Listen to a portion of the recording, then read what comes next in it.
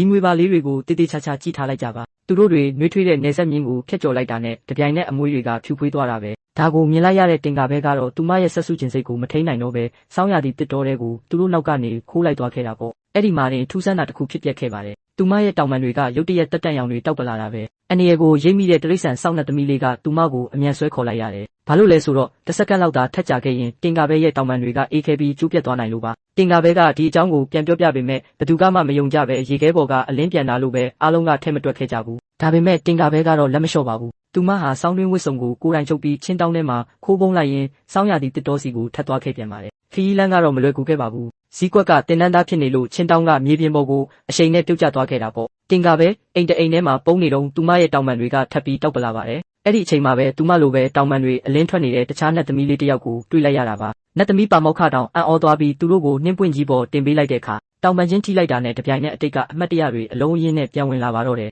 သူတို့ဟာတင်ကာပဲနတ်သမီးမဖြစ်ခင်ကတည်းကကွဲကွာသွားတဲ့အမွှာညီမတွေဖြစ်နေတာပါသူတို့နီးကပ်လာတိုင်းတောင်ပန်တွေကအချက်ပြတဲ့အနေနဲ့အလင်းထွက်နေခဲ့တာပေါ့နောက်ဆုံးမှာတော့တင်ကာပဲဟာသူမရဲ့တီထွင်ဖန်တီးနိုင်စွမ်းကိုအသုံးချပြီးညီအမနှစ်ယောက်အတူတူရှိနိုင်ဖို့နှင်းထုတ်ဆက်တစ်ခုကိုတီထွင်ပေးလိုက်နိုင်ပါတော့တယ်